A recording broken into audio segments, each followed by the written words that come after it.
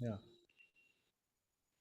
Yeah. Okay. So I think And Siddharth, it's time for us to start the thank you. session. Majority of the Thank you for people. your help. No problem at all. All the best with it. So today we're gonna start with basically. Let me just share my screen. I think the screen share is disabled. Yes, yes, Hitesh, yeah, yes. please. So guys, everybody's comfortable with Logic, right? I mean, you know a bit of Logic, correct? Yeah. Anybody who's absolutely new to it?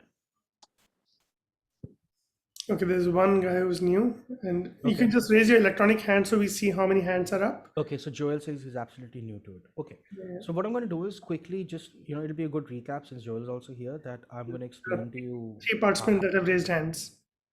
Okay, so there are a few people. Okay, Yeah. so basically, Logic is a digital audio workstation which is created by Apple.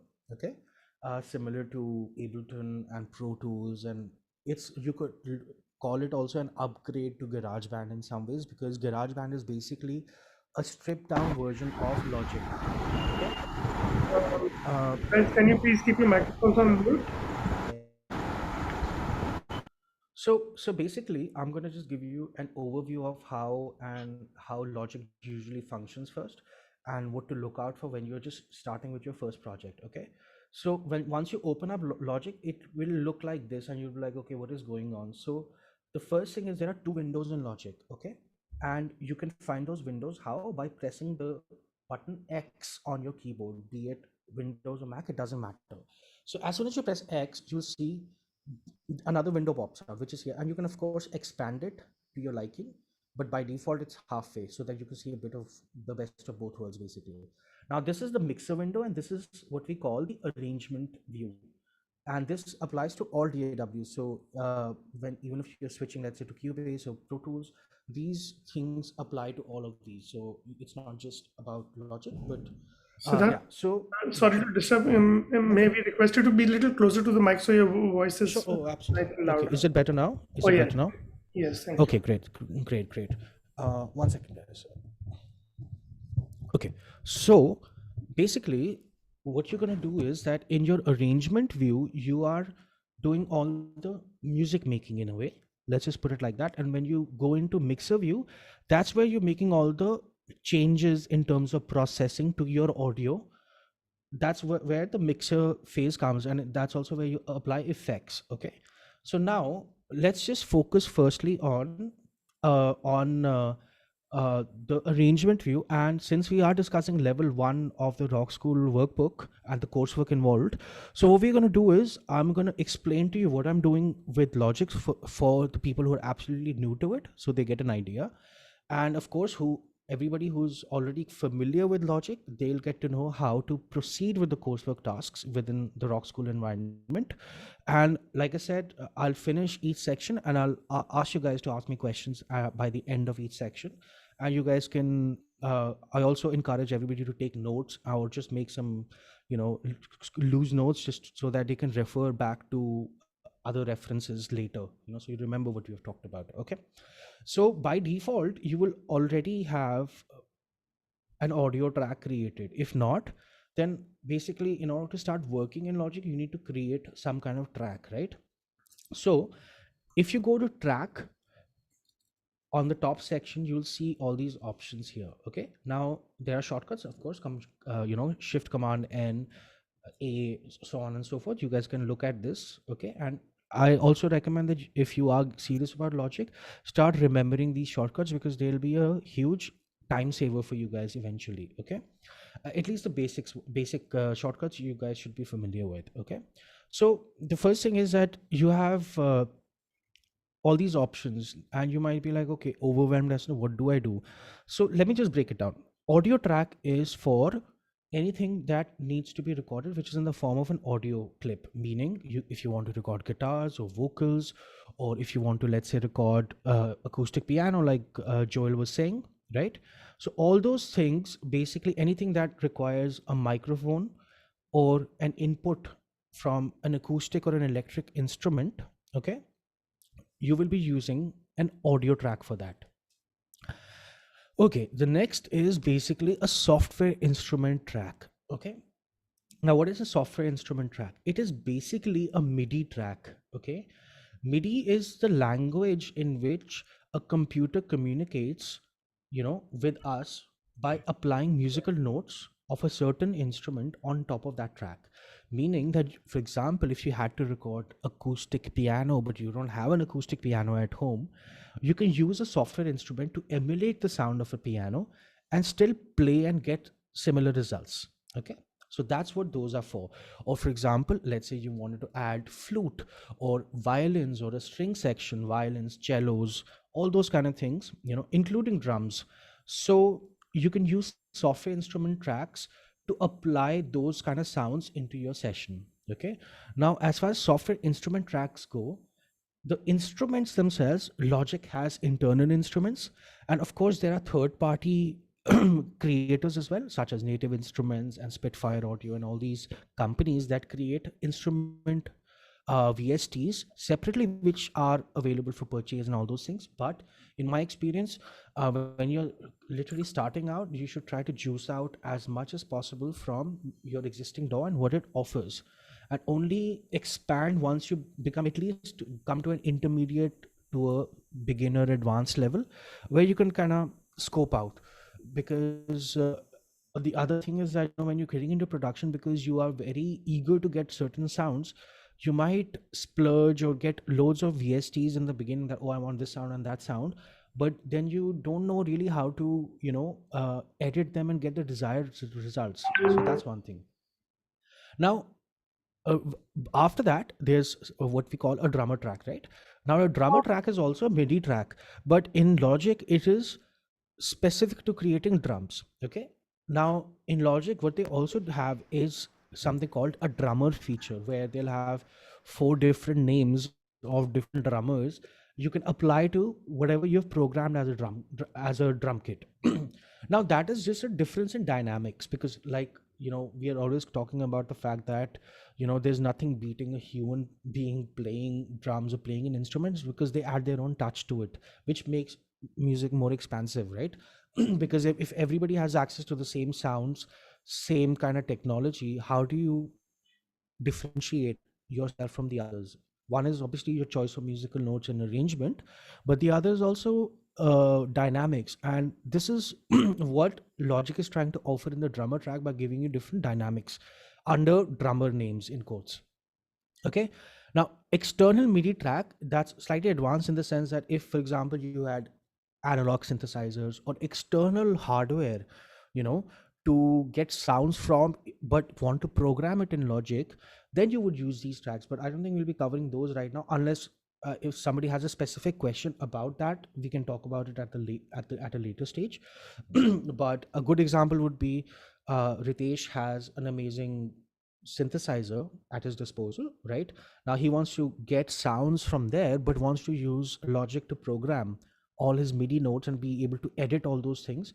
So he can always program the MIDI inside Logic, send it to his synthesizer, get the audio feedback into Logic, and record his performance through that sound engine. Okay. So that's what the 5 different track types are in Logic. Everybody with me so far? Just give me a thumbs up.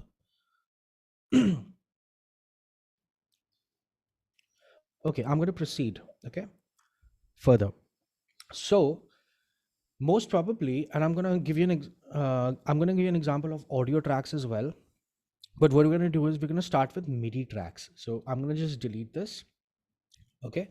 And since I have no tracks, it's automatically telling me to, hey, what kind of track do you want to create? So I'm going to click firstly on software instrument. Okay. Now here, if you notice, it gives us few options. Excuse me. On the left hand side, you'll notice that it says instrument. Right now it's currently empty. So you can left click on it, and these are all the internal engines or sound VSTs that Logic provides. Okay, so these are the sounds that are readily available to all of you who have Logic. Okay. So it says Alchemy is a type of synthesizer that Logic has. There's a drum kit designer, there's a drum synth, and all these options are there, retro stuff and samplers. So we're gonna go with something simple. Let's go for a vintage electric piano, maybe. I Okay. think Shivan has a doubt. Shivan? Yes, please. Yeah. Yeah, sir. So what should we do if we have Windows? Okay, so Because you're on Windows. Windows? Yes, sir. That's absolutely fine. So the first thing is that whatever we are talking about today applies to, like I said, to every software. Now, unfortunately, Oh, Logic's not available for Windows. So in yeah. that case, I recommend that you have a look at Ableton. Ableton's Okay. fantastic, and you could also have a look at Cubase. Okay, Okay. I wouldn't recommend Pro Tools because Pro Tools is a bit slightly advanced in the it's very system sensitive. So you need to have a great, configuration on your laptop or on your system, computer system, to make it work properly. So I would say have a look at Studio One, Cubase, and Ableton, and whatever we are talking about today will apply to all these softwares. The only difference is that maybe certain, for example, in certain things like Ableton's, editing, for example, certain steps are less than Logic, but in Logic there are a few less steps than Ableton in certain different things, a few different things, but more or less it's the same application. So try to absorb, don't look at it as just us talk for you, especially don't look at it as that we're talking about Logic. Look at it as that we are discussing a DAW, and it could be any for you. And since you're on Windows, I think you should try Ableton. I think you'll be happy with Okay. it. Okay, Okay, sir. Thank you. great, you're welcome. Okay, so should I continue? Yeah, please. Yes, sir. Yeah, yeah, okay. So like I said, that as soon as I created that, the first thing Logic did was, since I don't have a MIDI keyboard connected, it gave me a virtual keyboard, which I'm actually playing it with my fingers on my actual laptop keyboard, right? So the good thing is that you don't need a lot of things to start creating music. That's the good thing. Of course, it doesn't give you the dynamic control of an actual keyboard, of course, but something's better than nothing, right? So you guys can use this. Okay, now, I chose what we call a electric piano. So now, right now, it still says instrument. So you could just double click on it and call it, let's say I'll call it keys one. Okay, so that's how you rename a track. Just double click on it and you could rename it. Okay, now you also notice that this little window pops up here. Okay, now that is because you have something called the drawer here, like a library drawer, and you can kind of open that as you wish, and you could change the sound here also if you like. Okay, for example, if I don't like that sound, I want something else, I could change it to, see, it changed, the sound changed. Or I could go for hip roads,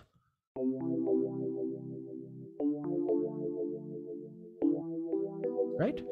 Or let's say I want to these are different emulations of different types of electric pianos, basically. Okay, let's go for watery roads. I like the name of the patch. Oh, I like the sound too, right? So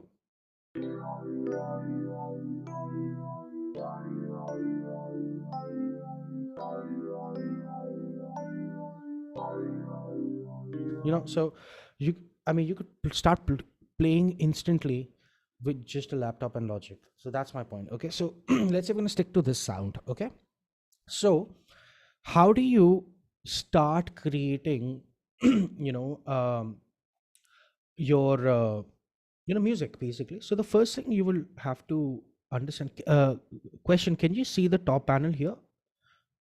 Yes, we can. Yeah, okay, because it's been hidden by my Zoom bar, right? So I just wanted to No, make no, sure. it's visible to us. Zoom bar is not visible to us. Okay, great. So now the first thing that you guys have to be aware of is that when you are recording any piece of music in Logic or any DAW, that you are fixed to a time signature and a tempo. Okay, so we need to set that first. So how do we do that? Now, if you notice the top panel here in Logic, okay, the first thing, let's go from left to right. It is showing you what bar you are at, your current position, and what beat you are at. Because this is where the session starts, right? If I move this, you will notice it is giving you a different number. For example, here it's telling me you're on the ninth bar and the first beat of the ninth bar. So that's a good way to know where you are in within the confines of your own song. Okay, that's one. On the on the right of that is where you have the tempo. Okay, now let's say you wanted to go for And by the way, if you want to turn on the tempo click track, there's a click track button here which you can press, or you can press the button key on your keyboard, and you'll get that. So if I just press spacebar on Logic, it'll start playing it. See, and you could just drag the tempo up or down to get the desired tempo. Let's say we want to stick to 90 ppm. Okay, now on the other side of it, it's showing you your time signature, which is 4/4. We're going to stick to 4/4, but you can make it 6/8, 7/4, whatever you like, whatever your song you're working on. Okay, and Logic will basically snap to that time signature. And of course, below that, it's selecting your key. In this case, it's C major. We'll let it be. But let's say if you're working in a different key, it's good to know that you can select whichever key you want to be in. Now, how does that help when you are tuning a certain instruments with flex pitch and all those things? So it kind of helps to know what key you're in. So just keep that in mind. But just to start off directly, just set the tempo, click on your click so that you can hear the click. Okay, and press spacebar, and you can hear the tempo track. Now, after that, there are few editing tools that are very important within Logic. So right below the screen here, you will notice that there are these 3 buttons here, right? Now these are your tools, your editing tools basically. Now what you can do is that you can select different tools with different mouse clicks. So for example, on the left, for example, I can choose a pencil tool. With a pencil tool, I can create blank patches like this, as you can notice, right? So it's good to fill in gaps, right? And I can expand it, let's say, to 4 bars, right? Okay. On the other side of it, there's let's say the second tool, I choose scissors. Okay. So if I right click, I've just right clicked on my mouse. So I instantly have access to 2 tools at the same time. And if I press shift, I can access the third tool as well. But for this demo purpose, we'll stick to 2 tools, because usually as a beginner, it's just good to get used to 2 tools first. Okay. So right now I've selected the pencil tool and the scissor tool. Okay. Now I can change this to a fader tool or a mute tool, whatever I need at that point. I can change those things. But for the purposes of creating some music right now, I'm going to do that. Okay.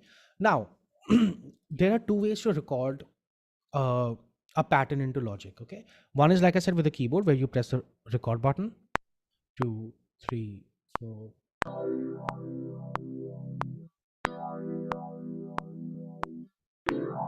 Okay. Where I actually play something and it records. Okay. Now, the other way to do it is that you create a blank pattern here. Okay. Double click on it and you get something. 1 second. Sorry, guys. Yeah. You get basically an edit roll or a piano roll here. Okay. Now, for those people who basically what you're doing here is manually adding MIDI information of what notes to play and telling Logic, hey, I want you to play this. Okay.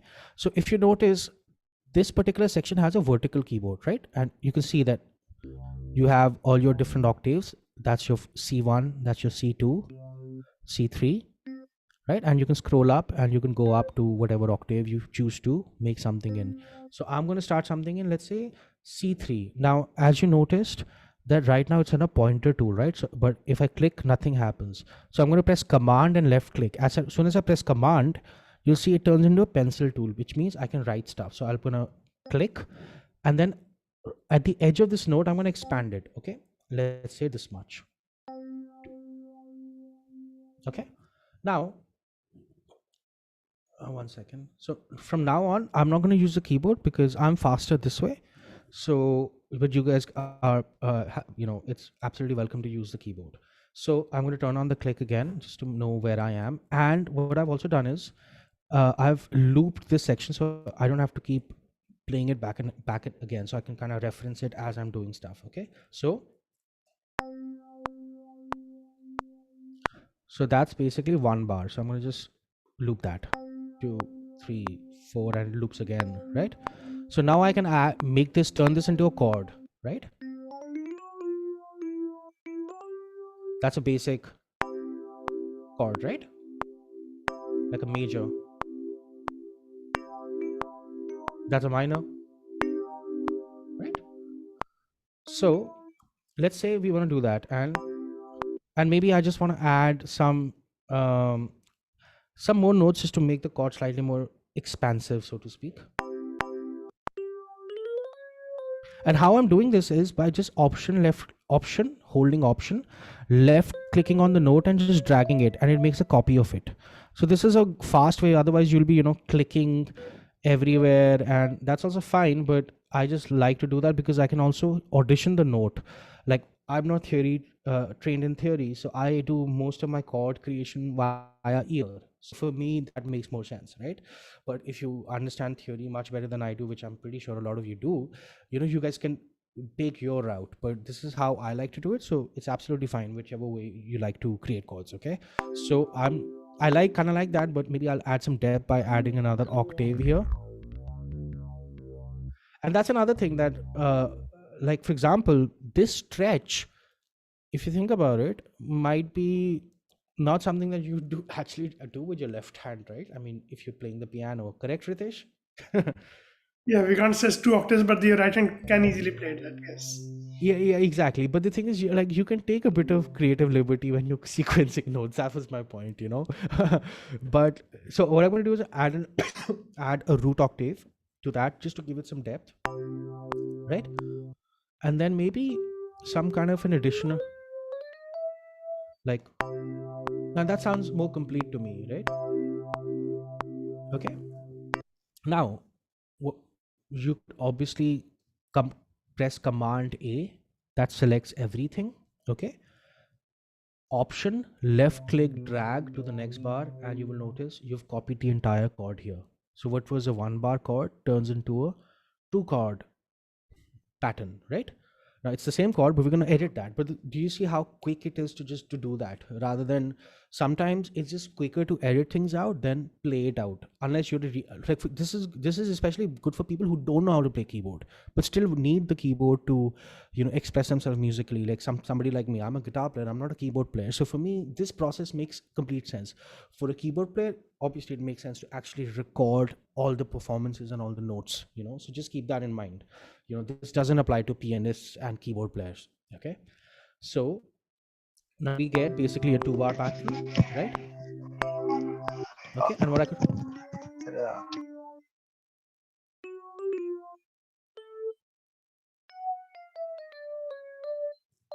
I'm Sorry, just if changing it to, anybody has a question, please don't unmute yourself immediately. First, post it in the chat or raise your hand, and we will unmute you, please. Thank you. so what I've done right now is just edited the same pattern here to create a different chord.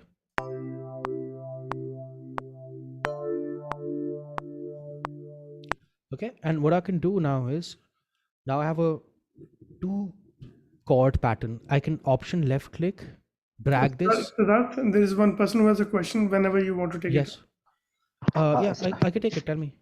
Sir, good morning. Good Sir, morning. just you were telling if you are not a keyboard player, how Yeah. can we do it? I'm also not a keyboard player. Right. So you were telling something, so I couldn't get it. Please, could you repeat that again? Sure, Sir, the sure. Okay. recording, sorry to cut you, the recording will be available. You can go back and watch it anytime. Right, so we don't want to really deviate from the track of the workshop. We can come back to it either towards the end of the workshop if you're making good time, or you can go back to the recording if you don't mind, please. Yeah. And that's what I'm talking about, by the way, that like whatever I'm doing right now is without a actual keyboard. So the process I'm doing right now, you can follow that. Okay, so all I've done is like quickly punched in notes and modified it to create 2 chords. Okay, and what I've done is that, to save time, and because that's time is of the essence here, right?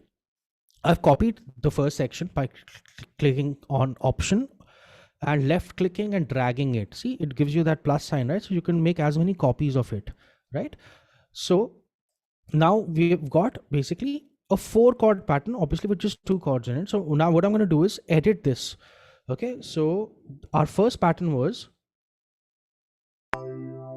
right,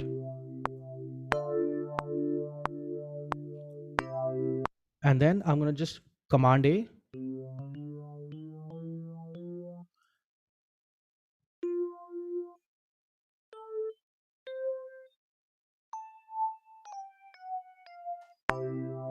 I've just modified the third chord. Let's hope it sounds fine. And then of course we'll select the last chord.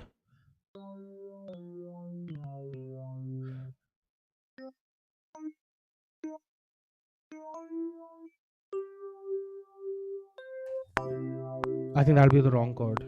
See?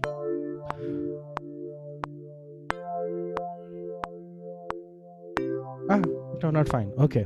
So now, see the disadvantages of not being a keyboard player, but still you can make it work. So now basically what we did was we started with just one chord, which was this one here. Okay, let me just zoom this in. We actually just played one chord, and then all the other three chords are created by editing the same shape. In terms of, it's the same 4 notes, of course, put to a different notes, right? But we ended up saving time because I don't play keyboards, and we ended up with a 4 chord pattern.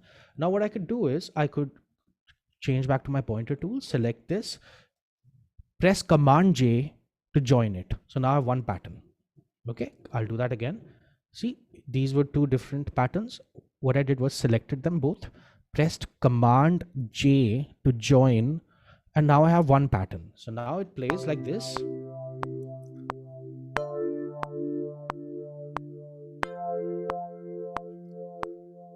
Okay, and now let's say I want to play this chord pattern 4 times. So one option is that I can left click and drag it here, right? And do that. Or in Logic, you have, if you click on the, just point your mouse to the top right section, you'll get this little round circle, right? Next to the bracket. That means you can loop it. So if I left click and drag it out, you'll see it starts looping the entire section. Okay. So basically what it's doing is, and then I can just move the entire thing around wherever I feel it's necessary to do that. Okay. So now that's a good way to go about it. So what we have done in the last 10 minutes is created a chord pattern with an instrument track, looped it, right? And got something to work with. So now what we can do is we can select this, okay? And it'll start playing the entire thing. Okay, I won't play it because it'll take time. But one tip I have for you guys is that, for example, let's say you get to this point where you've created a loop, right? Since you're dealing with loops are basically repetitions of the same pattern, right? So when you're now that we're going to start sequencing things on top of this, just stick to the first loop, and you can always copy paste or loop the other thing and then treat it as a section, right? So now let's say you've got one sound. Now the key to production is also to do a lot of layering, okay? Meaning that it could be the same chord pattern or the same musical pattern that's playing, but if you add some more sounds to it, you can get some more dimension in your music. Now how do you do that? Okay, now for somebody who's absolutely starting out, they'll be like, oh, let me play it. Now I would say, sure, play it if it's a different part. But if it's just about layering, just left click on it, option, left click, drag. There you go. You've created a copy of it. So everybody got that? I just left clicked on this section where it says key, and you'll notice you've selected it because it turns light gray. Okay. I press option and left click and gives you that hand tool, drag it down, and there you go. I've got another copy. Now, as soon as I do that, the first thing I want to do is, this is very important, rename it keys 2. Okay. So I know I'm dealing with something else. Now, what I could do is I could go back to my library and change the sound. Now, as you can see, I have some arrows on the section because I haven't downloaded all the sounds, but I recommend that you guys do it. Okay. Now, so let's say I want to add another type of sound to the same chord pattern. So I'm going to do one thing. I'm going to go to keyboards again. And let's say I'm going to, let's try the chime vibe. Let's hear what that sounds.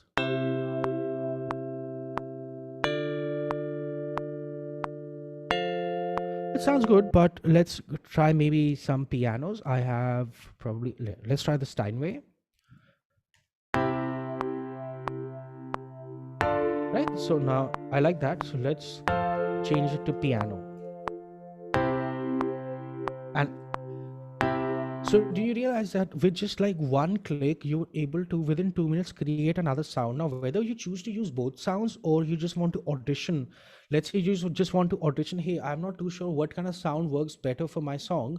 You can always just keep playing this and just solo this, hear that out, sing it, sing along with it, or just mute that one. So you can audition as well, right? Or keep both like I have. Okay. Or another thing you could do is maybe I'm going to rename this to roads so that I know. Okay.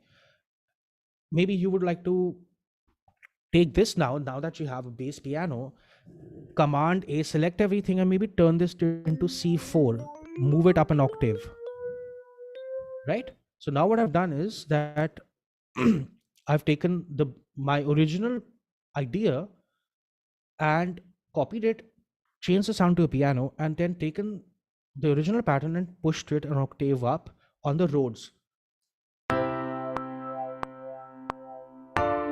That also sounds good. Or my brain says, don't do that. What I should be doing is maybe you could do this. Check this out. You could do that, copy it, okay? Command A. So what I've done here is I've taken the second pattern and pushed it up an octave. Now you would say, why did I reduce the loop? I'll tell you why. Because if I had done that while the loop was still active, it would have applied those changes to the entire pattern. Meaning, for example, if I just take this, if I just double clicked on this and Command A and moved it up, then all these bars would be an octave up. I didn't want that. What I wanted was that the first time the chords play, the road should be on a normal octave. The second time around, it should be a higher octave. So what I can do is I can select these two and Command J and join these and then and then loop it. So that way, each time my second section plays, it's an octave up, and you can see it here.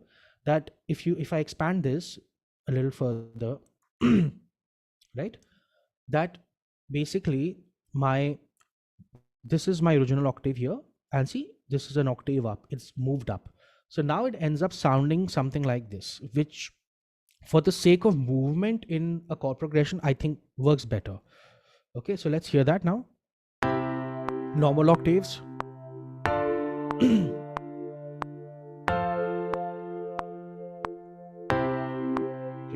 4.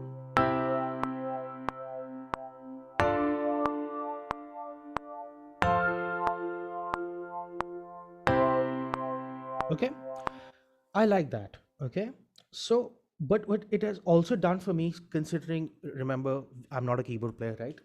So what I'm going to do now is I've just double clicked to cut it. I'm going to copy this here.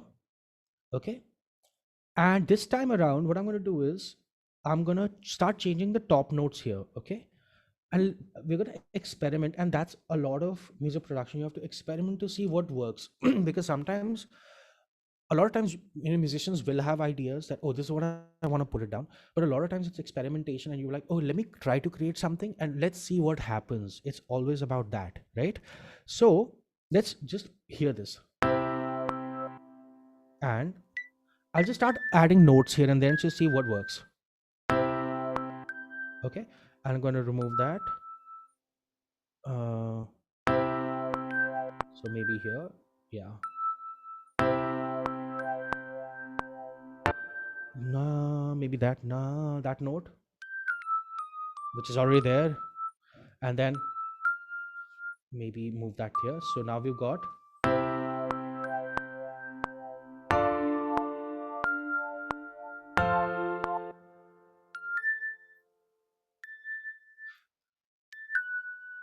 let's just say we have that.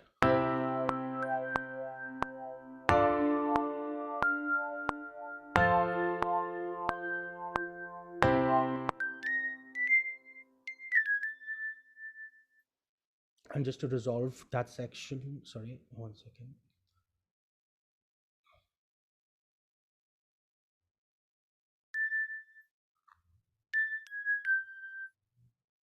Okay.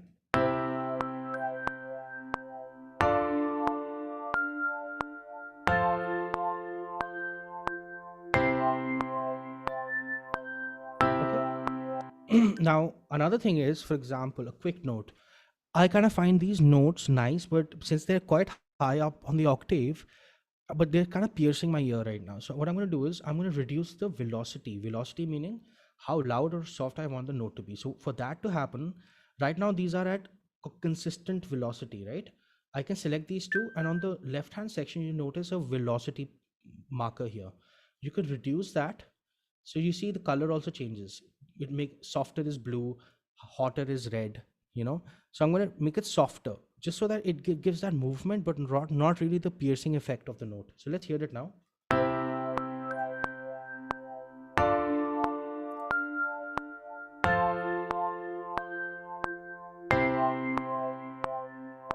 Now that's a bit too soft, so I'm going to make it around 60.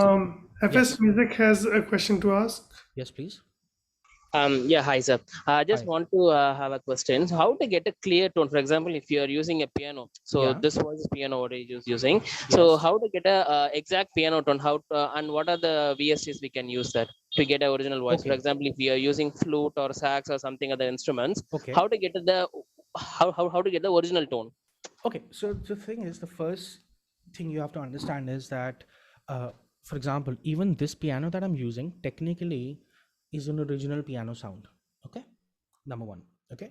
But when you are thinking of choosing what kind of piano sound you want, it depends on the kind of music you're playing. Okay. For example, let's say you were applying piano to a dance music track, right? For something like that, I would not use the Steinway sample which I'm using in here. I would probably use a Yamaha. You know why? Because Yamahas have a tendency to sound more compressed and slightly brighter. Am I correct, Ritesh? Absolutely. Yamaha is a Right? better piano, yeah. Exactly. So, and the other thing is, like, firstly, how do you choose whether you are going for an upright or a grand piano sound? So for me, if I was using it in the context of a pop music track, I would probably use an upright because they're more condensed sounding. Okay, less sustain as well as compared to a grand, right? But let's say if I was playing a classical piece, let's say you had to record a Bach or a Beethoven or something, absolutely use a grand, right? Now the other thing is that there are limitless VSTs out there. Okay. Now, if you want the best names of the best VSTs out there for pianos, pick any from Native Instruments or pick any from Spitfire Audio. You know, but what I do recommend is that, because I've been through this process. Don't get stuck that you will only get a good piano sound only if you have those expensive or those well-known VSTs just because people talk about it on forums. It is not about that. And let me just tell you, in my professional career, wherever we have kind of worked on background scores or music making, and I'm talking record label level, okay, I've used a lot of times stock Logic sounds and nobody's ever complained about it. Okay. So what I would say is that, for example, use what you have and try to modify it. Now, what you can do is that, for example, I had selected this, right? Now, of course, you can actually, if you press the mixer view and actually, you can actually go and change the sound here. For example, I've double clicked and, right, I can change all the, for example, 1 second. Okay. For example, the softness. You see that? I made it slightly more dreamy.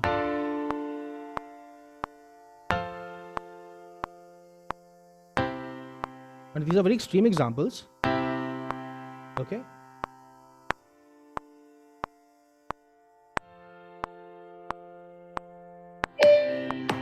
You see that? So what I would say is that don't get stuck up on brand names. Okay. I mean, for example, just by changing it to a grand piano, this starts sounding different, right? Let's say I chose Steinway. Let's choose Yamaha Grand. Let's hear that. See, sounds much more contained, different frequencies. With a piano, what in an actual instrument, what makes a difference? The wood, okay, the keyboard, the tuning, the actual strings, whether they're old or new, right? Newer ones will be brighter, but most importantly the player, right? That is what a good piano player can make even a bad piano sound good, in my opinion, you know. So I would say that rather than going in for of course, like I said, but if you want names, go in for native instruments or Spitfire audio libraries. They're the best in my opinion, okay, for piano sounds. But do keep in mind that what kind of piano music you want to play, right? You can't play, let's say, a Spitfire audio library using let's say something like an Olafur Arnold sound pack to play Bach. You can't do it. Sure you can, but it won't sound authentic. So I think it depends on the kind of music you want to play, and based on that you should choose your library. So does that answer your question? Yeah, okay, sir. Thanks. You're welcome. You're welcome. Okay. So, like I said, and of course, we can also talk about how to modify this sound, and maybe you can derive some ideas from there, how I also approach it. Okay. So, coming back to this, now, the first thing is that I still find the Rhodes sound slightly bright, right? Now, since we're at a very basic level, and I want you guys to be familiar with both the views, the arrangement and the mixer view. The first, I'm going to press X, go back to my mixer view, and you will notice that on the this is where it says what input you have, okay, and you can add audio effects to it. So what I'm going to do is I'm going to click on audio effects and go to EQ. These are all stock Logic sounds. Go to channel EQ and put an EQ on it and see what happens. Let's just solo this. Right, and I'm going to put a low pass filter, which means it'll stop the high frequencies from going. Now listen to this. As opposed to, see, that brittleness is gone. I will reduce the lows. Basically what I'm trying to do is making it sound like, a kid's toy piano, those little pianos that we give to babies to play, right? But that has a certain sonic quality, right? So I like that. Okay, maybe I'll reduce a bit of the brightness at,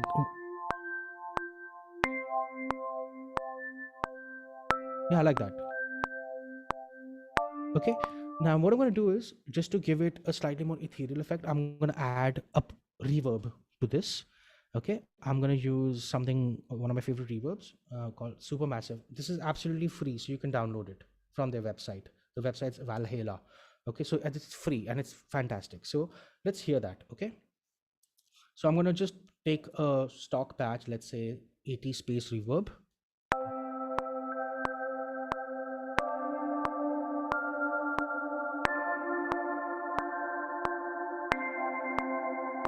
So now what has happened is you've given your sound a slight signature sound, in the sense that it sounds different already. Okay, and of course you could make changes to all these things, like I would probably reduce the feedback a little, reduce the lows, depth maybe more, rate maybe less, and tweak around and see what kind of sound you want. Okay, but in contrast from this, and I turn it on,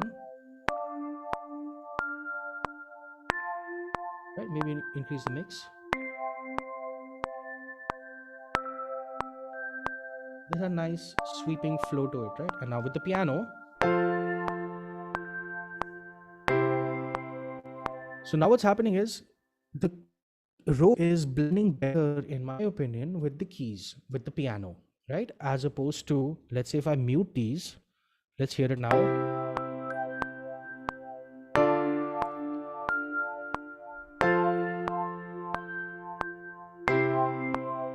And now with it.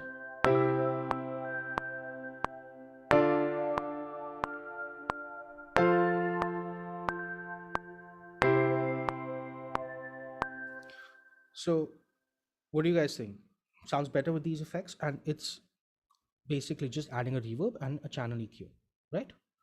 So with just two modifications, that too, like I've just used a preset. I have not even really got into tweaking everything, and one channel EQ where I've just reduced the highs. This is something anybody can do. It's not that I'm pinpointing frequencies right now, to get certain results, But this is a good way to kind of dive into EQ and having that confidence to go in and say, okay, I can use this, I can use this. Like, don't be afraid to experiment. That's my point, you know, because you would normally not get this sound unless you were willing to experiment, right?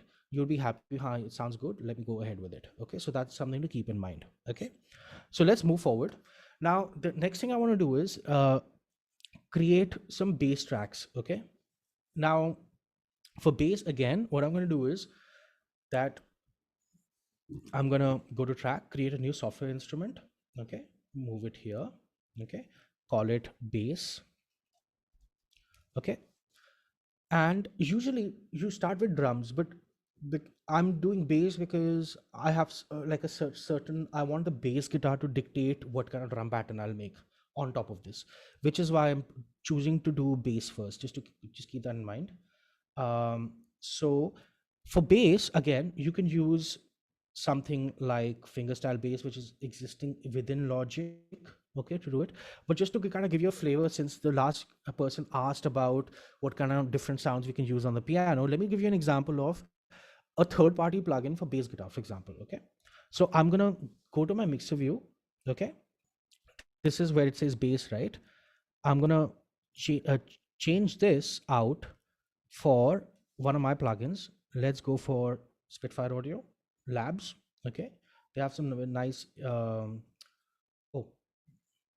it's not okay, we'll change that. I think there's a library missing. We'll have to stick to 1 second. That should work. 1 second. Okay, that's fine. We want, but anyways, you can use any kind of different VST as well. But for this, let's use synth bass instead. Okay, I'm going to use a plugin called Serum. Okay, which is great. And let's just go for a quick plugin. Okay, let's see how that sounds. Oops, 1 second.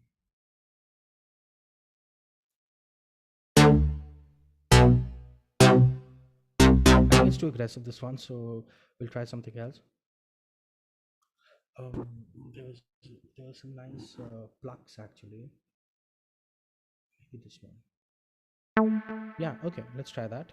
Okay, and again, what you could do is use your pencil tool,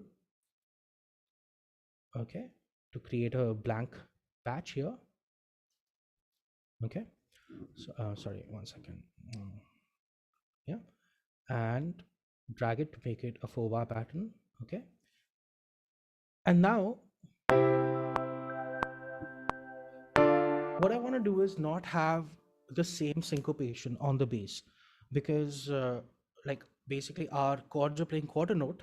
So I'm going to try something in 1/8 or 1/60 just to kind of give the pattern some more movement, and that will also give me some ideas for the drums as well later on. Okay, so let's just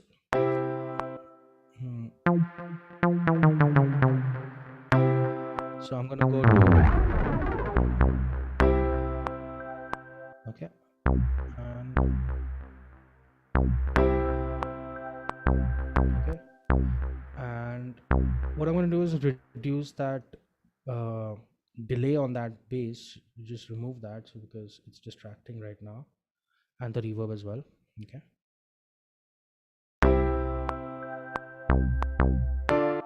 and then just copy this.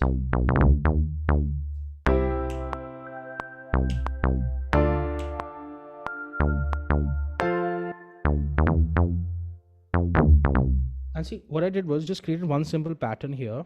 Okay, and just keep in mind, you know, because this is a level 1, so I'm keeping the production level also low. It is not a, I mean, just for some people who think, oh, that's the extent of my knowledge, just clarifying. I'm trying to keep things simple for you guys. Okay, if you want me to create very complex bass lines, I can show you that too. But what I've done is just taken that one pattern and copied it here and there, you know, on different sections by changing the root note. That's all I've done. Took that, copied it here for a different root. So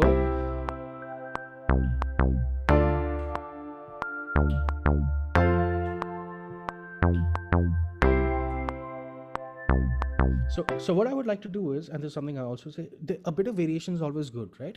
So maybe I'll change something in the last section. So let's do that, and I'm gonna just play the last section here.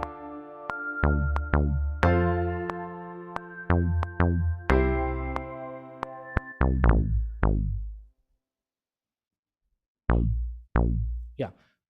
So and add maybe 2 more notes here just to add a bit of variation to, or let's say, or just to kind of mark the end of a bass pattern in a way. So move that here, and maybe actually I'm just experimenting. I'm not.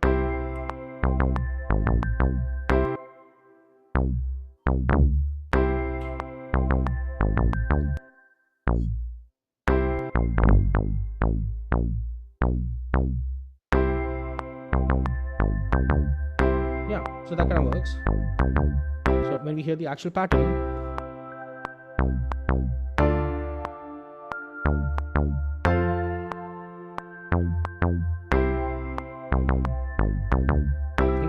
now again, like what I did previously for this, I'm going to copy the sound below.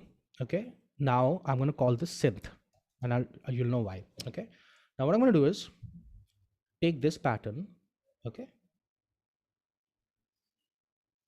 Okay.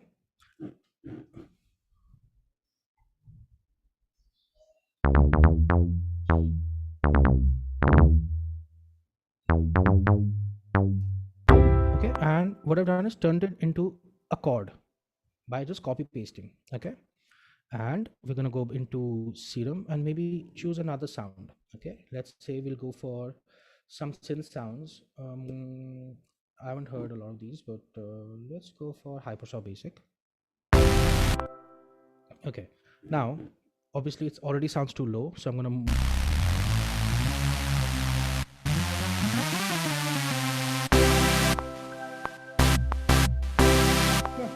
good work, right? So the first thing I'm gonna do is reduce the output volume so that it kind of matches. And that's another thing, before, as you're producing music, make sure that you're volume matching and gain staging, because you don't want to get into the habit of changing these mixer faders right in the beginning. These should be left for the mixing stage. So the way you want to hear each sound in terms of levels, get it done with the VST or get it done with the gain staging. So that's something to keep in mind. So again, I played the wrong chord there because I just copied blindly. So I'm going to edit that.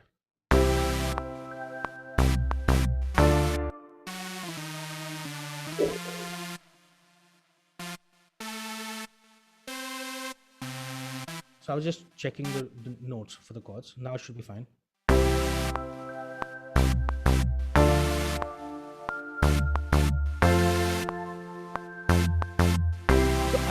I think the sound works on the synth, but what I don't like is that it has the same attack as the bass, because I want the bass to kind of have that punch. Okay, so what I'm going to do is just reduce the envelope. Okay, and you could research synthesizers and what each of these things do, because it's a very long topic, synthesizers. So what I'm doing is just basically reducing the attack of the synthesizer, so that when you play the note, it doesn't immediately come across. So what I'm going to do is just move this back. And this is something that's being used a lot these days. See what happened? The chord comes in like it doesn't like instantly come. See? Notice the difference in the sound. With this, move back.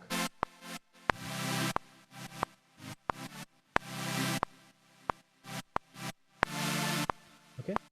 So I'm going to just keep that, and of course there's a issue with the last chord, so I'm going to just sort that.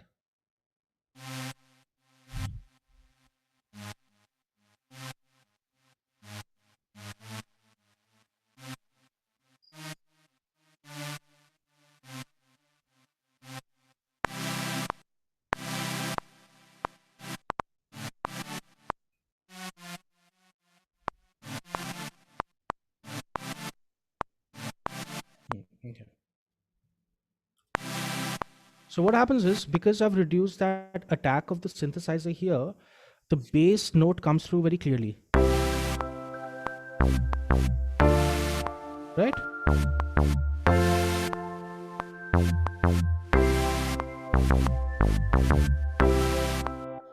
Okay. So let's say we have a basic pattern here. Okay. Now let's start adding drums. Okay, now for that, what I'm going to do is I'm going to also put in a sample to begin with. I was envisioning some snap sounds, so let's just quickly do that. I'm just going to pull up any quick sample. Let's say, yeah, I like that. Okay, so just quickly drag that in. Okay, and what I'm going to do is, now this is also a good way to know how you can sequence an audio file to create a drum pattern or something. Okay, so I have this. Now the first thing I'm going to do is expand my view so I can see what's going on. Okay, now let me just place it here. So instantly I noticed the first thing is that the sample is too loud. So what I can do is click on I here, okay, and reduce the gain of the sound and see what happens here. Like I'm going to expand this, I'm going to reduce this, and you see I can reduce this level. So I wanted to go down so that it kind of blends already better. And like I said, this way we're not touching the mixer at all. Okay, so yeah, much better. So what I'm going to do is just copy it here. Now there's a small change I'm going to make to this. Listen, you must be thinking why I haven't looped it, and I'll tell you why. Okay, obviously it's on the wrong time. So this should be here. And what I'm going to do is I'm going to change the pitch of the second one. How? By again clicking on the I button, and you see the transpose thing here. It says nothing here. If I left click and drag it down, I can change it to -1. So this note is one tone lower than this now. So okay, maybe 2 is too much. Maybe I'll just do it a semitone. Okay, I like that. Select both of them, Command J, and I have one track. And now I can loop it.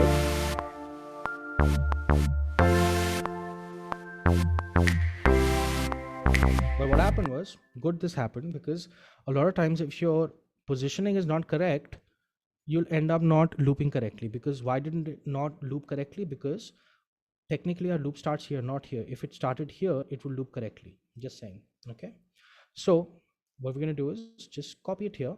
Okay,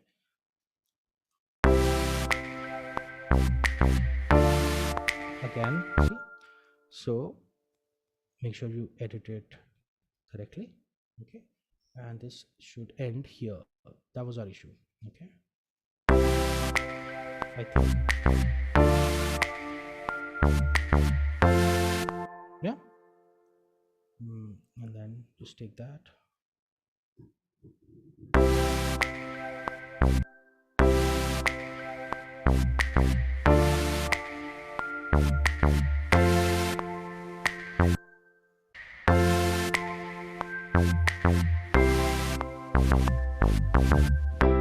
Okay, so now, 1 second.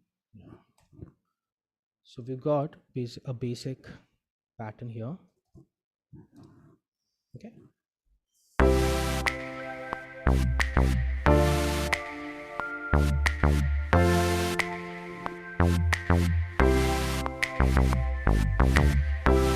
So again, the last bit got screwed up because this wasn't moved.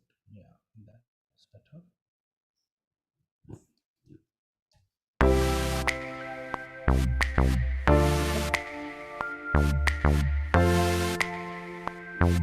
Okay, now you can also use internal logic loops to create a pattern. Okay, so we're going to do that. If you see this little loop button here, it's called the loop browser on Logic. So you can open that and just download all these samples. Like I said, I haven't downloaded all of them, but you can listen to them. These are all available for using.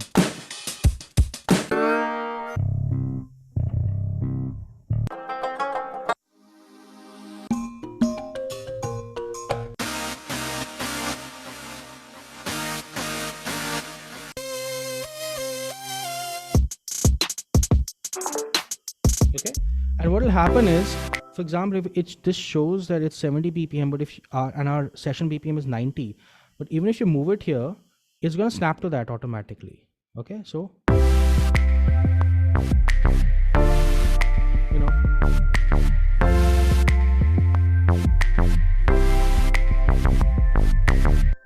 So you can of course use loops from Logic itself to add certain things. Okay. For example, we've got everything from guitars to beats. Actually, that'll work with this, I think. So let's just try this one here. Okay.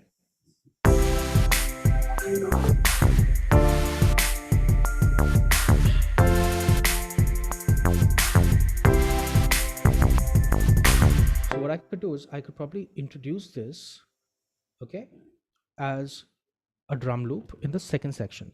Now I'm also going to show you how to create your own drum patterns, but since this was available, why not use it, right? Because a lot of times this is a great way to just get an idea down, right? So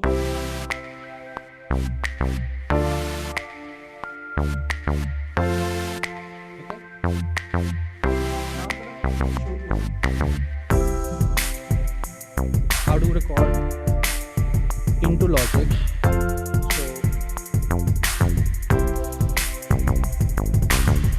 So my volume might be slightly low because I'm pointing it now at the guitar. Okay. So let's just say we are playing. So that's the key, right? Ritesh, you can hear me, right? Yeah. I can hear you. So now, like I said, that we can also use Logic to record acoustic sounds and things like that. So let me just create a new audio track, and you'll hear some what do you say, latency. But let's see if we can fix that. Yeah, we can. Sounding an octave lower. Yeah, it should get better, hopefully. 1 second. Better now? Yeah. Yeah, but you might hear me repeat because there's no loop back on this. So but let me just quickly record something. Okay. So you know. So what I've done is just set my input. 1 second. So can you hear me, right? Yeah. Yeah. So what I've done is just set my input on my interface to my liking, where it is in the healthy green. Okay, and just a pair of microphones. These are stereo, of course. You will be hearing mono because Zoom have the lines to stereo. But I'm just gonna record something on top of this.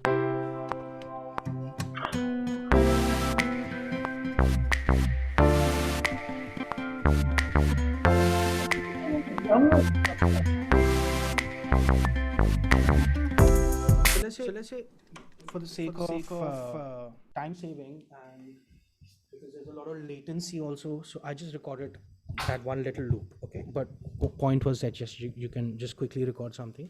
Okay, so let's just hear that. Most probably it'll be out of time because I'm hearing it in latency, but that's fine.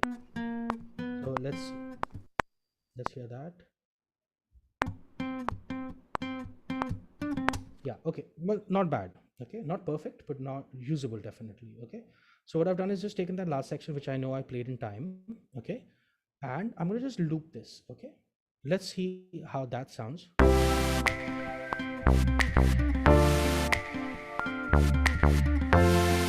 So not really happy with it. So what I'm going to do is just go into it and just move it timing wise, so that, as you can see, this is the first transient. So I'm going to just move this here, and hopefully that should do the job for me. And like I said, remember that on the second tool we had scissor tools. We can change it to a fade tool, press command and left click and just fade it in, so it just, see what happens. So just so that it kind of, the note gently glides in and there's no clicks or pops. Okay, and move this here, and of course apply a fade tool here as well, just so that the loop is perfect. Okay, let's see if that works for us. Okay,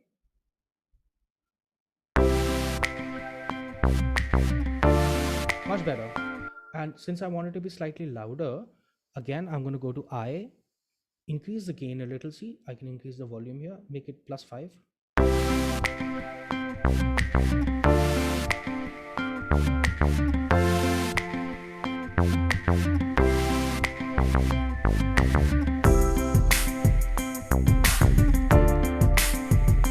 Rename it guitar.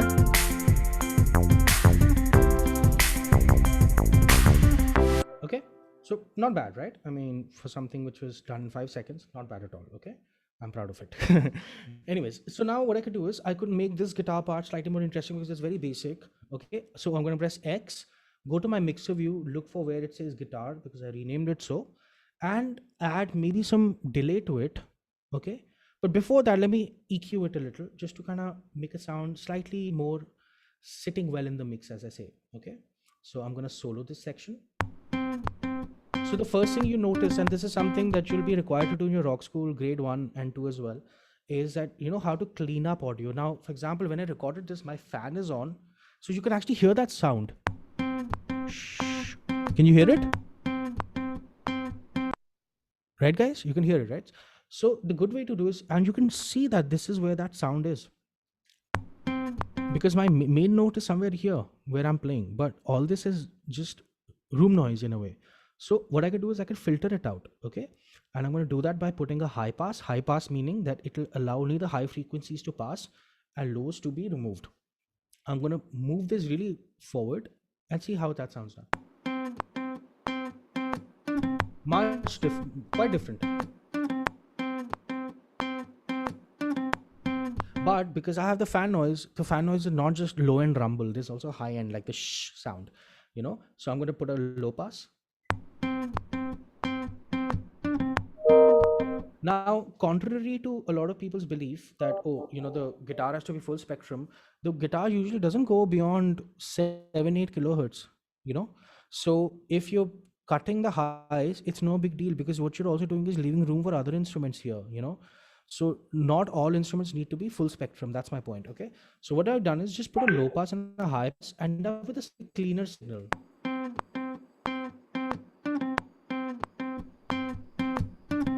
And to compensate for that loss of highs, I can just push up the high mids. Okay.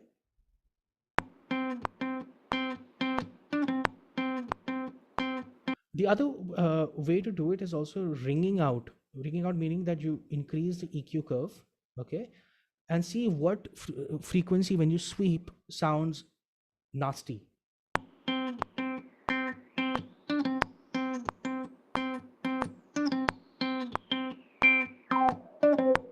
See, that's the fan noise somewhere as well. So I'm going to reduce that.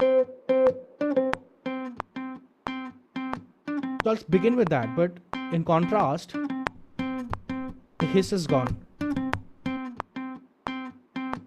Okay, instantly. So EQ is a great way to basically take out unwanted frequencies, and you can begin with just high pass and low pass, and it'll make a huge difference. You don't have to even get into advanced EQing right now to use it. Okay. So the first thing we did was clean up some lows and some highs. After that, I'm going to add, let's say, some delay, maybe some delay, some stereo delay. I like that. Okay, and this is just a factory default, but what I don't like is that the delay is repeating, because delay, what it does is repeats the signal, right? But I don't want it to repeat the low rumble. So as you can see in Logic, it says you can cut the frequencies from your delay as well. So I'm going to push this up to, let's say, 200. And high cut also, I'm going to reduce it down to around 3K. So what ends up happening is you get a darker sounding delay, which is unobtrusive. Okay, maybe add one more effect. Let's go to modulation, add some chorus.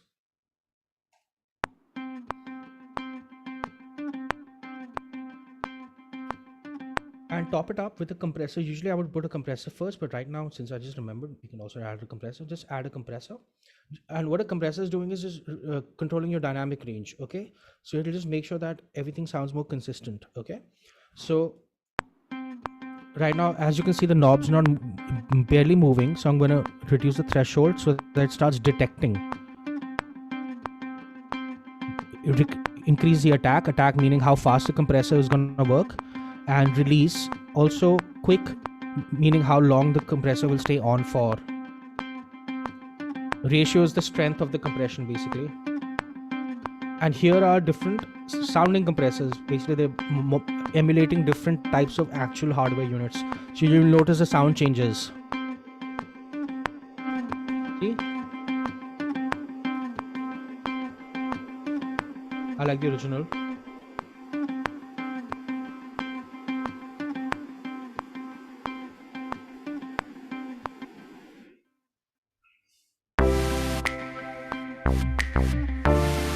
Now without all these effects,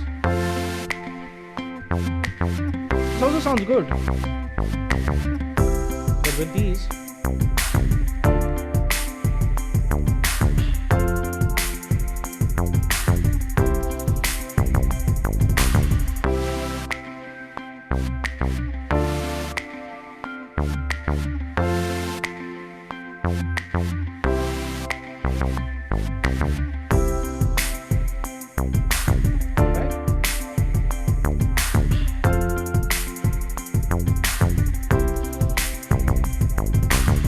bad for like half an hour, right? So instantly, by just knowing the software, and if you notice, the only techniques I've mostly applied is, for the first three tracks I literally copied them, right, duplicated them and made changes to the existing idea. Okay, then added an audio sample of a snap, which is just copy pasting. After that, added a drum loop, which is from my Logic library, and then of course recorded a small guitar loop, which I played myself within 5 seconds, right? But the important thing is you got something to work with. It doesn't sound bad.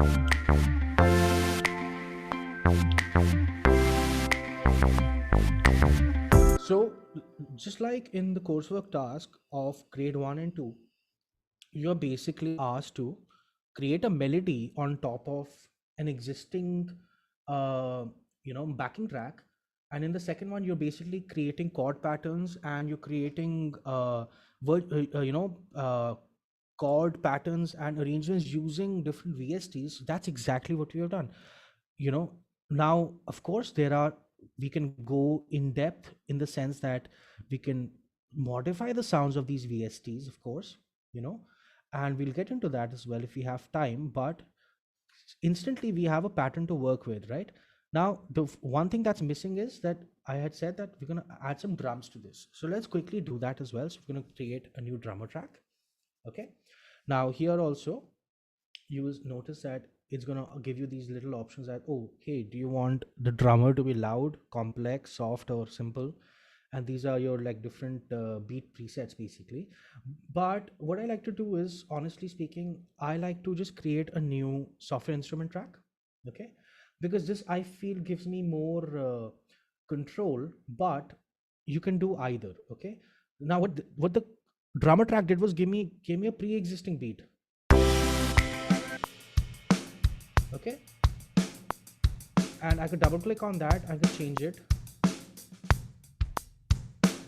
Now this is good for like idea making.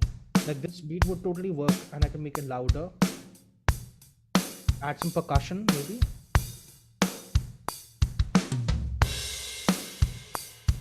See, the shaker got in. Add a tambourine instead. With the tambourine now, I like the shaker more. You could increase the kick or snare drum sound.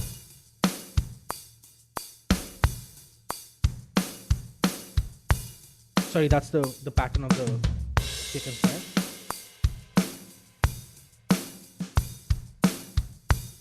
Like we've got 8 patterns to work with, and this will totally work. So let's hear it together.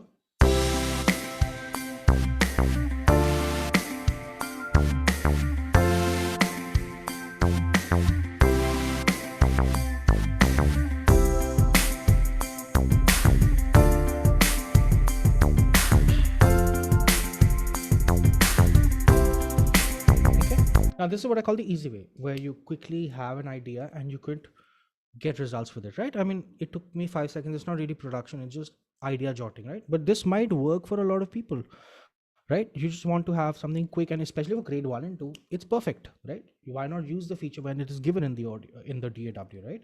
Now the other way to do it is actually like how you would construct a beat or a piano pattern similar to, you can add a drum kit. So let's do that. I'm going to add the same drum kit, which is here. Okay, here it says SoCal, right? So that's the name of the drum kit. I'm going to call it programmed drums, so P drums, just to make things easy. And that's what I call the easy way, because yeah, it's easy, right? So Again, I'm going to put a pointer.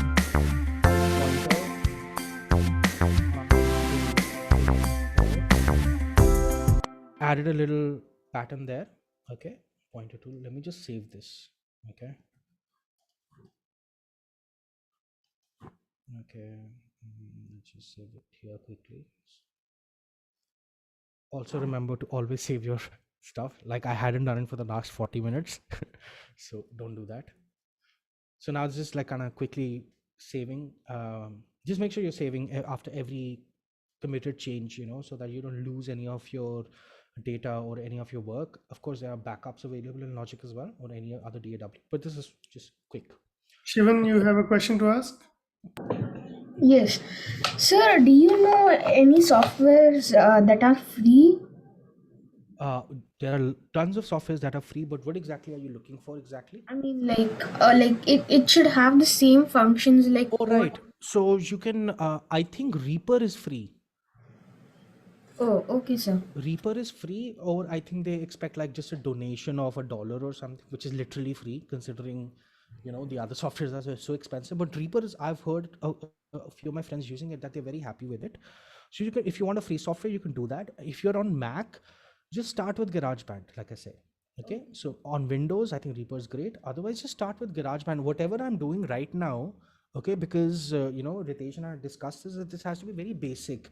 This is very basic. It's just like a introduction to how to record and produce music. It's not one of those master classes where we're talking about building tracks. Like in level 2, we did that. In the previous masterclass, we've done that in level 2 where we built a scratch. I don't know if you guys, some of you were there, but this is just to kind of give you a taste of what is out there. So, Okay, sir. yeah. Okay. So try Reaper, or if you're on the Mac platform, just start with GarageBand. Okay. So Okay, sir. coming back to this, like I said, this is like the easy way to do it, and let's quickly program our own beat. So what I did was, again, chose the pointer tool, made an empty pattern here, looped it. Okay. And I'm going to double click on it. And you notice on the left hand side, instead of having piano, you have all these different sounds. As you can say, tom, right, all that stuff, right? So let's just start. Now let's make something more groovy, right? So I'm gonna take that. I'm gonna make this full velocity because I like kicks to be nice and hard.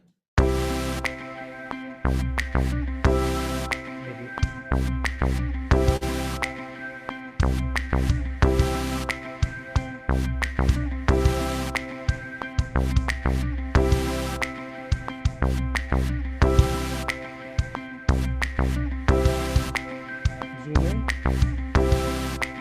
Sorry.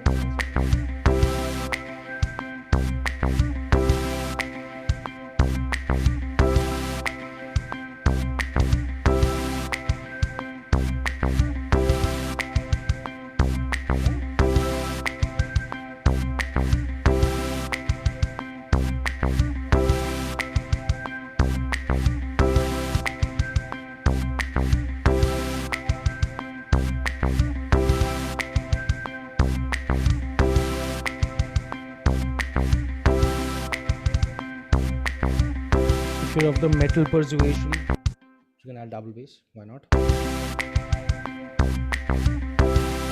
Okay, so let's start with the snare as well.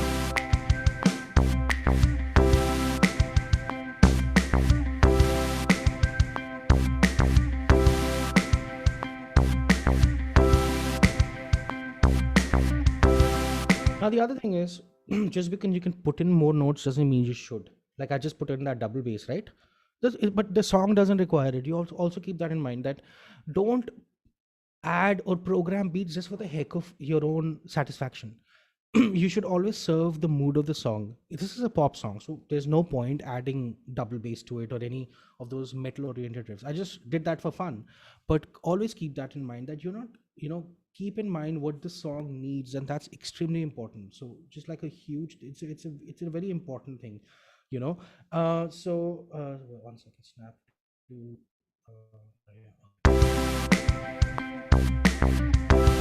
okay, and I'm going to add some more claps on the second one.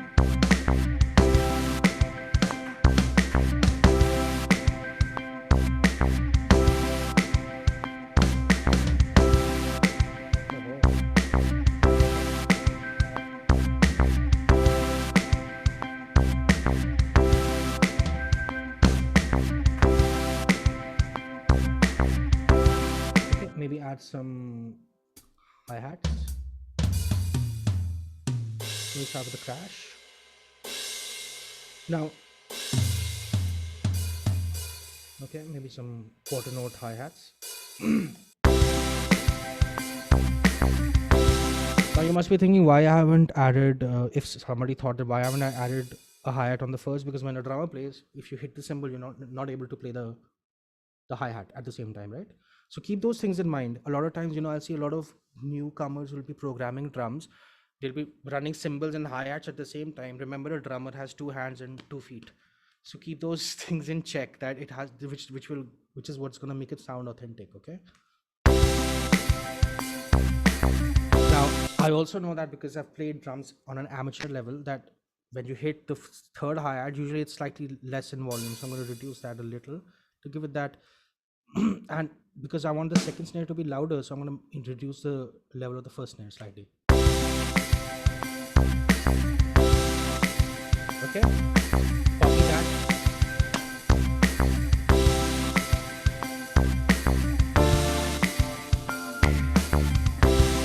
Okay, take that.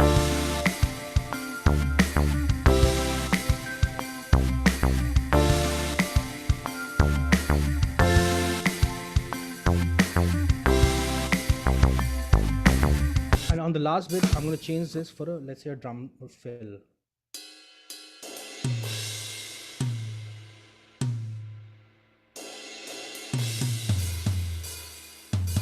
And you can see I'm just trying stuff. It's not that I have something, like whatever I'm doing, I'm creating right here live. It's not that I'd planned I'll make this. So it's as authentic as possible for you guys as well to achieve these results, right? So let's hear that. I'm just going to play the last fill.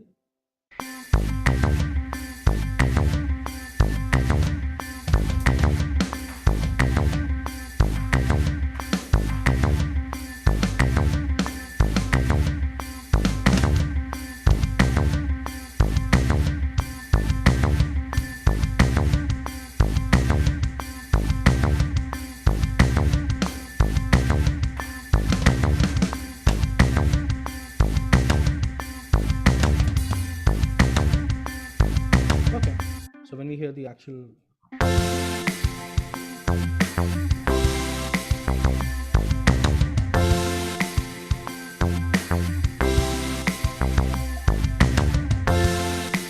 hear the next section.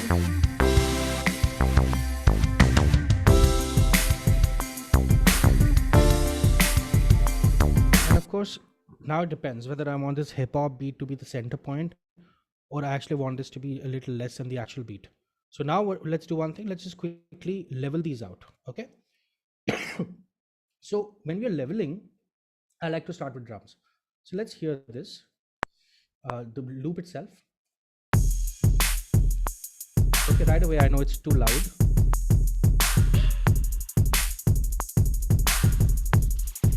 Much better. Yeah.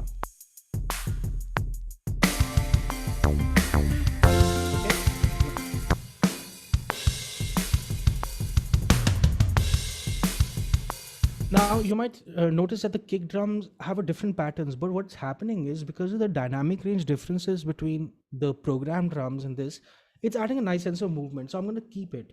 If it was distracting, I would probably go and edit out the kick to match this, but I don't want to do that. I mean, sometimes it's okay to have that flow. So, it sounds like has that push and pull vibe, which I like. Okay, now let's punch in the bass.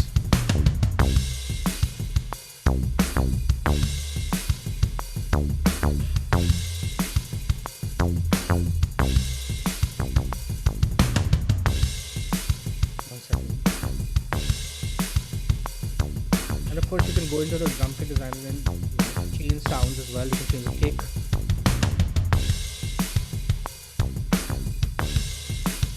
I like the original. Okay. Similarly, you can click on each sound. Ooh, that was nice. Let's go with the golden one. I like that. You can dampen it maybe. You can change the tuning, all that stuff here, okay? by just double clicking on the drum kit. Okay, so I'm gonna start leveling it. Let me just quickly give me a second, guys. Let me just put a limiter on my thing so it's slightly louder for you guys to hear.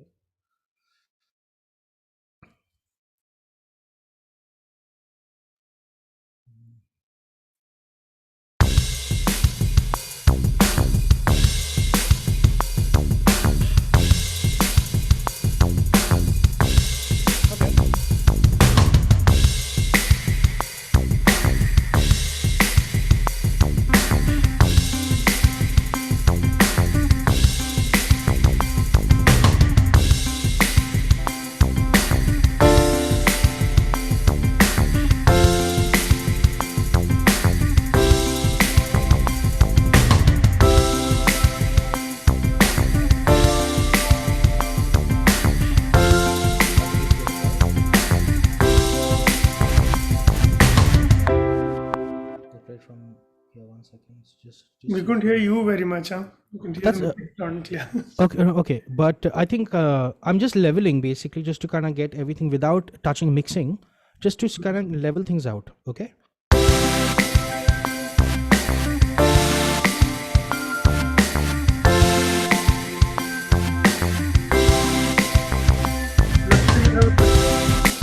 Sorry. Lakshya has a question to ask, I think. Yes, just 1 second, Lakshya. So basically what I've done is that instead of having these little changes that I was having in the last of the synth, I'm just going to let that be simple. So I'm just joined that. Let's just quickly hear this and then I'll take your question.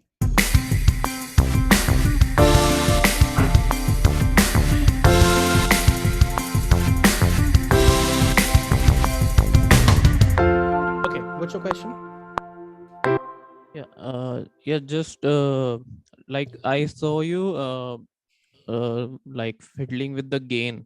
So Yes. there is clip gain and then there is levels. Yes. So when do we know that we have to turn down the gain, or when do we know we have to turn down the level? Like, is there Very any good question. set? Excellent Yeah. question. And I think this is something, I mean, I really appreciate somebody asking me this because this is something a lot of people don't understand clearly. So I'm glad you asked this question. So the first thing you must have noticed, Lakshya, right?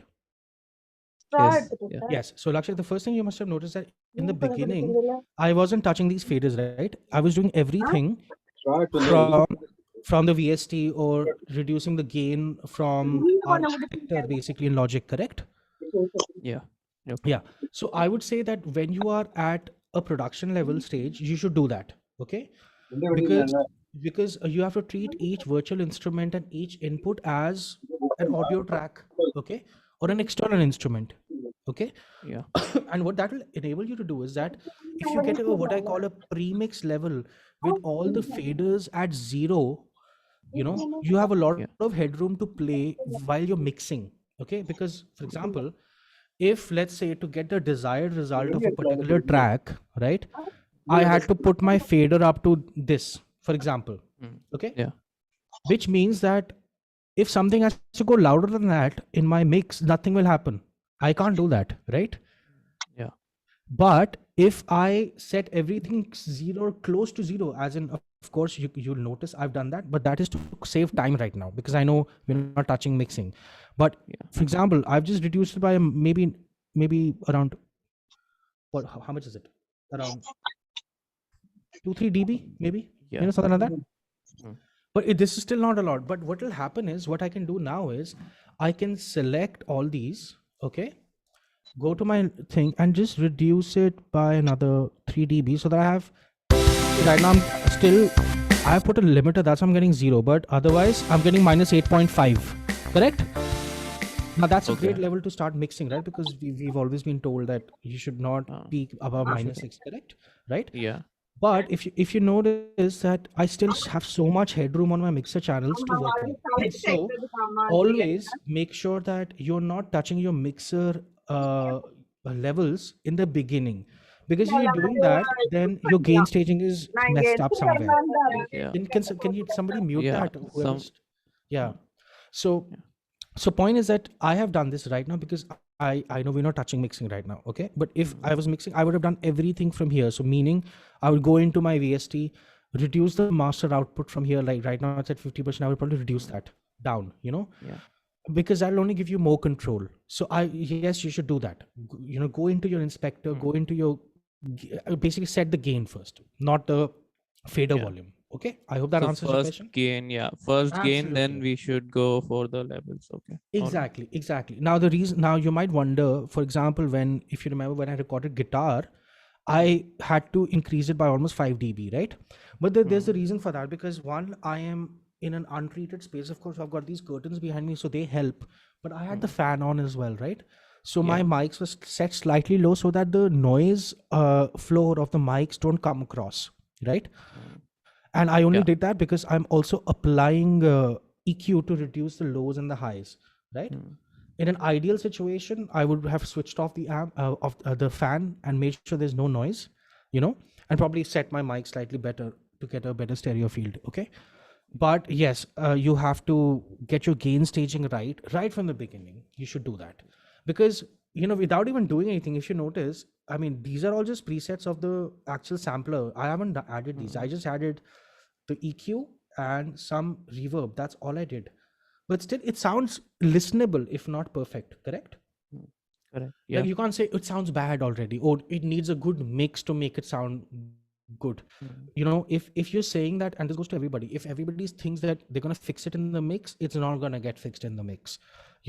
It's your source, what you play, how you play it, what kind of sound design you choose, what kind of sounds you choose, and what kind of recording you do, that will decide the end result of your track, not the mix just is 20-30% additional value, to add context to your sounds. It's not a surgical procedure where you can fix a bad recording. Just keep that in mind. Okay, great. So so basically, in the last, I think, hour, what we have covered is grade 1 and 2, and of course 3. Grade 3 is all about chord theory and how to apply those chord progressions and those theories into practice. And of course, Ritesh will be able to give you a better idea about that because he's the master at it. And of course, we have another course which is complementary to production, which talks about those kind of what do you say, those kind of concepts. So I'll let Ritesh take over for that in just a couple of minutes. But as far as the music production level 1 goes, which involves us to create some patterns, some using VSTs, create some melodic ideas based on a backing track. What we have ended up doing is created our own backing track today, and that's how it starts. And of course, you can add more sections, that hey, this is section A, this is section B, add another chord progression to make section C, but this is how everything starts. And I think for an hour, not bad. I mean, and you guys can do this as well. It's not rocket science. It is just, if you know a little bit of the software, it'll give you the confidence to make those steps. So like I said, in terms of actual musical input, it just started with those 4 chords for me today, right? And everything was built upon that. It's not that I needed to know 4 different musical sections to create something new. I just started with those chords, modified them, of course, a little bit, but not drastically. And we ended up getting something which is half decent, right? So I think that was the whole intention of today's class, that that I wanted you guys to get comfortable with the idea of music production. A lot of people get overwhelmed by it because obviously there's a lot of competition and a lot of people don't know where to start. And I think the answer to every one of those questions is start basic, start simple, and try to incorporate whatever basics you can right from the beginning. Like right now we have done MIDI tracks, we've done drum tracks, both types, right? The easy way, as I call it, and of course the programming way. And you can get as intricate as possible. We use stock loops with the drum loop, we use MIDI with bass and some synthesizers, including third-party synths, added some audio samples, and recorded some guitar. And of course, if I was a vocalist, I would have recorded some vocals on it. But since I can't sing to save my life, I won't do that today. But let's just quickly hear it and just call this a day, and we'll open the floor for whatever questions you guys might have. Okay, so let's just quickly hear what we've done today. We started with this idea.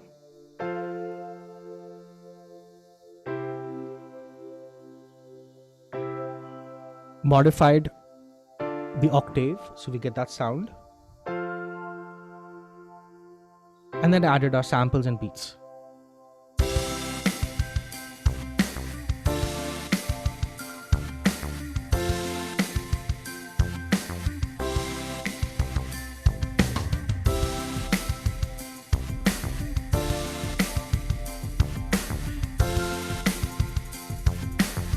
Maybe I'll increase this beat a little bit.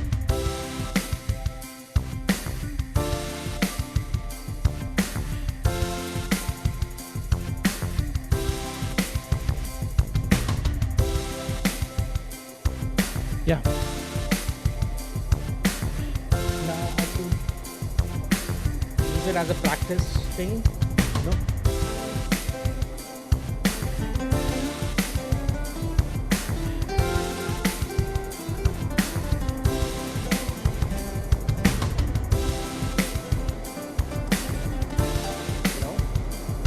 Use it for backing tracks, use it for actual productions, totally up to you guys, you know.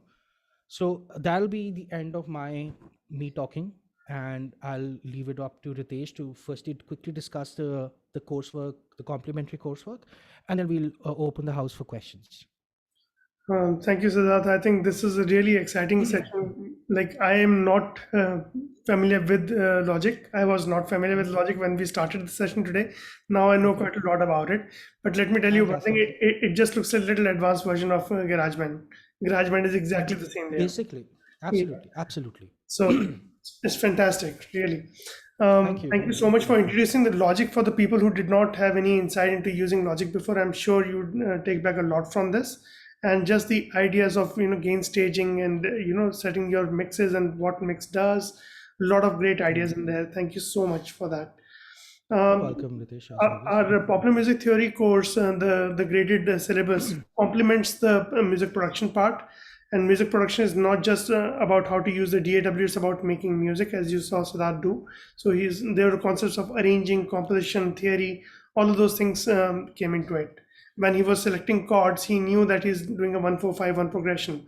He did not just randomly choose any notes and say, let's play a A flat major chord here and next go to a D flat and then we'll play a B7. It doesn't work like that. So there's a logic behind everything, right? So, and that logic is something that how are the building blocks of music. And that's what our theory talks about. It starts very, very basic. As compared to the other boards, we have something called the debut grade as well. So we start as basic as what is a tone and what is a semitone, and it goes up to arranging in style of soul, what kind of chord progressions I use in that, what are the modes of the harmonic minor scale, what is super Locrian scale, what is Lydian dominant, how they use against different chords. All of those things are covered in advanced harmony as well up to grade 8. So it's a very comprehensive syllabus which complements your music production syllabus. So I think music production syllabus is designed for musicians who want to make music using the aid of the technology that we have today. Yes. It's not just for people who want to be a studio engineer or they just want to operate how the DAW works. It takes a musician to make music, not just a technician to make music, right? So that's something that you can look into. Are there any questions? Because the session was close to 2 hours, and that typically is the duration of masterclasses for music production. Yes, Joel. Last time it was quite a lot. I know. Joel, you have a question? Yes. This is actually the DAW I use is Ableton Live Lite. Yeah. Which I got with a bundle in my Focusrite. Yes. I don't have many looping precepts and sound effects. So do you have any suggestions for good VSTs for that precepts? So the first thing is since you're on Ableton, because my primary DAW is Ableton. I use Suite 11, okay, and I absolutely love it. What I would highly recommend is that rather than going for third-party VSTs, upgrade to a standard edition Ableton or a Suite edition. That will change up your entire game, because let me tell you one thing, and this is like an insight. A lot of the sample packs that you hear, which you can purchase online, a lot of them come from Ableton itself, from their stock sounds that are modified. Okay, So the thing is that because with intro, I think you get 8 tracks, 8 MIDI tracks, and 8 audio tracks. There's a limit to the number of tracks as well. Okay. And of course, you don't get the extra VSTs. I would say save up your money and upgrade from light to at least standard. Sweet would be perfect if you are really serious about music production, but go up to standard. Also, that Ableton has student and teacher deals where you get up to 40% off, you know. So you can receive those, and you can obviously speak to Ritesh regarding that via Rockschool as well, like, you know, if you need any kind of help facilitating that. But I would say rather than going for VSTs, upgrade your software to a full version. All right. Okay. Yes. I also use Cubase on the other Okay. side. Yeah. But Cubase offers me a lot of precepts and stuff. Yeah. I actually render some presets from there and move it over here. But when I do that, it's quite a bit crappy. The sound actually gets a little bit withered and stuff. So that's something that comes into See, concern for me. see, the thing is that first thing is that both the DAWs have different sound engines, how they process sound, how they perceive sound. Okay, that's one. The other thing is that when you are, so what you're saying is that when you take a, let's say, a MIDI VST in Cubase, you bounce it as an audio file and then import it, correct? Yeah. Have you thought of running Ableton rewired into Cubase or vice versa? No. So read into that, because what you can do is you can actually use Ableton as a plugin within Cubase as well. And what I don't understand honestly is that why would you want to, if you already have a full version DAW such as Cubase, why would you want to rewire it or use that into a lower version technically, which is like a startup version? Does that, Well, you know, um, because currently right now a full version of Cubase has more power than Ableton Lite, you know. So oh yeah. which makes me think that you like the workflow of Ableton. Then I Yeah. would say forget everything, just upgrade as soon as possible. Oh. It'll really expand your territory, you know. Okay. Yeah, and the reason it sounds bad is perhaps because your gain staging is incorrect.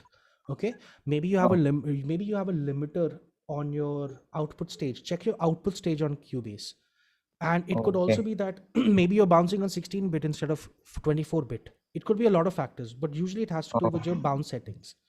Okay, and you will notice that generally when you're bouncing audio from a VST, usually the width sometimes, you know, gets affected. What sound card on you are? Actually, I use Focusrite 2i2 and nothing else, nothing more than that. As for my speakers, No, I speakers use have nothing to do with your yeah. bouncing, so that's fine. Uh, But it could be that maybe it's an older generation sound card, so maybe the processing is slightly it's compromised. actually Slightly. a it's actually a new PC, so I No, don't no, I'm think talking so. about your sound card, not your PC. All right. Yeah, yeah. But to be honest, I mean, don't fret about it. You can always modify it with EQ. Let's say if you're losing top end, you can always add it. But like I said, it'll be better for you to upgrade. If you're gonna stick to Ableton, upgrade, okay? All right, I'll And think about that and upgrade. check your output settings on Cubase. Okay, Audio thank you. settings. You're welcome. Yeah, Lakshay. Yes. I also use Ableton, but so I have a question regarding the coursework. So we can, like, how does it, how do we go about it in the coursework? Do we have to record our screen and send, or I have never, given Okay. the exam or something. Okay. So the first thing is that it depends on the grade, but usually what will happen is you're supposed to finish your work and your session, upload it to a drive where it gets basically checked by an examiner, and you get your grades accordingly. So perhaps Ritesh can. I would jump Yes. in there. You Yeah. don't have to upload your session actually. So Oh, you what? don't? Okay. No, you don't have to Oh, upload. sorry. I'm sorry. Yeah. Yeah. Sorry. So what you need to do is take screenshots when you're creating a project. Take screenshots at multiple stages of Yes. development. Those screenshots and the final bounced audio is what you upload as part of your submission of the exam. Okay. So they want to see the process that you follow to achieve your output, and they want to hear the output, which is your wave file that you bounce off at the end. So this thing does not, the session file does not need to go there, because This is DAW agnostic, and they are not sitting with 10 DAWs to check everybody's work. So Well, actually, that makes sense because I'm sorry, I should have known better. Because exactly, because the other thing is also that you might be using certain loops and plugins that they might not be available. Okay, Yeah. true. so then you'll end up having missing files and data. Yes, yes, So yes. that makes complete sense. So like what Ritesh said, Screenshot and screenshots. audio at the end. Yeah. Yeah. So if we summarize it, if I go for like if I register for an exam today, so what will happen? Like they will make a coursework and send it to me, specialized to me, or No, so how? the book actually contains the coursework tasks already, and the stems are downloadable with the code that is given in the book. So you can Okay. download those stems, and using those stems, you need to complete your coursework task. The coursework basically means classwork. So you can do it at your pace. That is not a monitored process. It's not something Okay. that you have to do in the exam. So you do it like 2 weeks, 3 weeks before the exam. Right. And the Okay. listening and the theory part are the two sections of the exam that you will do in the exam invigilated environment. So this is an online exam. It is remote proctored. So we use the process of remote proctoring where we invigilate remotely. There are protocols to follow about that. The invigilator will keep you informed about those. So when you Okay. sign up for an exam on rselawards.in, you sign up for an exam, you get the appointment slip and the date on which the exam is held. You get the login credentials. On the date you log in, half an hour before the exam, you log in there, and the invigilator will come online. She will guide you about the whole invigilation process. In the exam, which is typically little more than an hour, you do only the listening and the theory part of the exam, and you Okay. upload your submission, which is your screenshots and the audio as part Okay. of it. At that time only. Uh, Yes. okay. And for that we will need to buy the book also, right? Like PDF Yes. or something. Yes, you can buy the digital copy of the book. And hard copies of the books are available with us. You can purchase from us. Yeah. You can just email us at india@rslawards.com, and you Okay. place your order, and we will help you out with all that. All right. So there is one more friend of mine. So can we do this? Like, can we share the book? Like, I have a book, and he also downloads the sample from that book. Can we do that? Officially, I can't say yes. Unofficially, you can do Because whatever. Okay. if I'm in just say something, the thing is, I think they'll have to buy separate books. Reason being, they'll have different codes, right? Because when you're Yeah, registering that's why. online, you'll be Hmm. registering as two different candidates. So Okay. I don't think it's advisable. And also, I think just saying this because I've seen the coursework, they are a great investment. Reason being that you can always go back to them because it's not just a Yeah. coursework. There's theory as well. There's a lot of a lot of information there, which you can go back to. And because a lot of times what happens is that in the beginning you start forgetting stuff because it's not muscle memory, right? Okay. So it's always good to have certain books, at least if you're taking this seriously, that you can go back to it. And I would recommend that they're absolutely worth every penny. So whether it's you or your friend, it'll be worth your while. And they're not extremely expensive. They are quite affordable, Okay. in the grand scheme of how much education books Yeah. cost. They're quite Yeah. affordable, so True. I would say definitely go for them. I've read them myself, and to be honest, like, I have the PDF versions on them because obviously I'm a course coordinator with them, so that's why I get the PDF versions. I wish I had the printed copies, but they're really good, so even I brush up using those, you Okay. know yeah, so All right. And just there is a go and buy them. It's 25%. okay. There's a Yeah. 25% discount available for the teachers and the institutes on those books. You can All right. buy Yeah. from us Okay. directly. That Oh, would be Awesome. fantastic. Awesome. And one last thing Yes, about please. Ableton.